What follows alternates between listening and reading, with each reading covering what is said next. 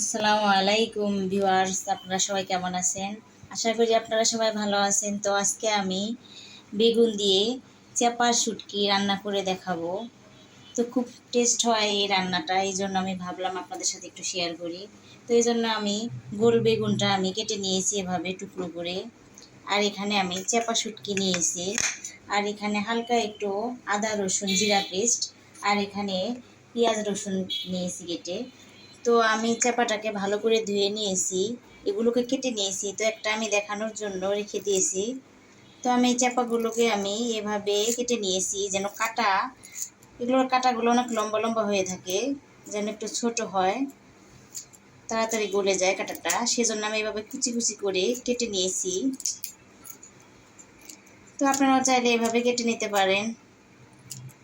তো এই চাপাটার অনেক টেস্ট, কেউ আবার এটাকে বাঁশপাতা চাপা বলেও থাকে। তো এগুলোকে আমি এখন তেলের ভিতরে দিয়ে দিব। তো কড়াইয়ে আমি সরিষার তেল দিয়ে দিয়েছি। তো এই রান্নাটা আমি সরিষার তেল দিয়ে করি, কারণ তেলটা একটু পরিমাপে বেশি দিতে হয়, সেজন্য। তো সয়াবিন তেল দিয়ে করলেও ভালো হয়, খারাপ হয় না।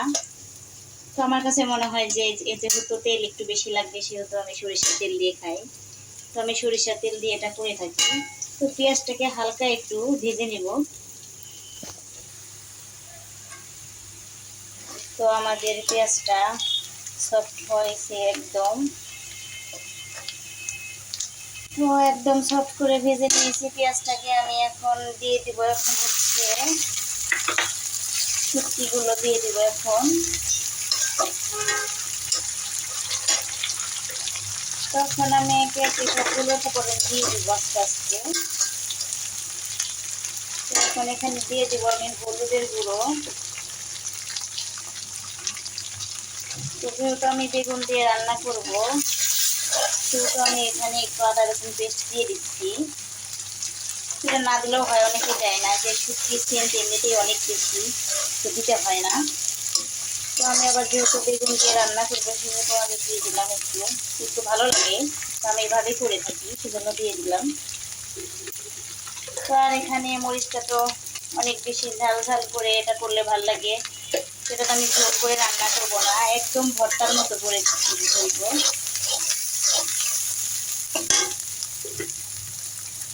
তো মরিচটাও আমি পরিমাপ করে দিয়ে দিব। তো যেরকম ঝালকে পছন্দ করে সেভাবে দিয়ে দিবেন আপনারা। তো আমি এখন বেগুনগুলোকে দিয়ে দিলাম, লবণ তো দিয়ে দিয়েছি, সবই দিয়ে দিলাম। এখন আমি ভালোভাবে কষিয়ে নেব, সব পুরোটা কষিয়ে নেব একদম।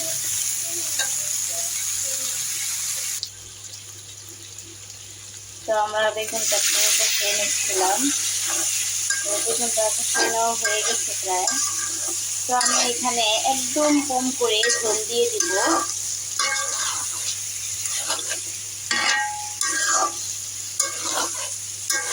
তো আমি এখানে গোল লাফা বেগুনটা নিয়েছি, এটা তাড়াতাড়ি গলে যায়, এটা খেতেও ভালো লাগে। তো আমরা চেষ্টা করবেন এই বেগুনটা দিয়ে রান্না করতে।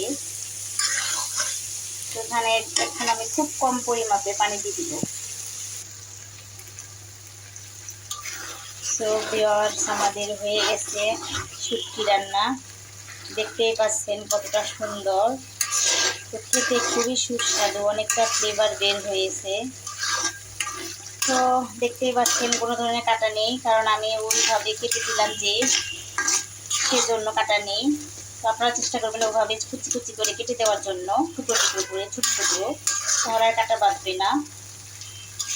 তো আপনারা সবাই একবার বাসায় ট্রাই করে দেখবেন।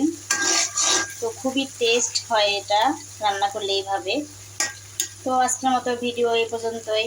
তো সবাই ভালো থাকবেন, সুস্থ থাকবেন, আমার চ্যানেলটিকে সাবস্ক্রাইব করে দেবেন, লাইক দিয়ে দিবেন। আল্লাহ হাফেজ।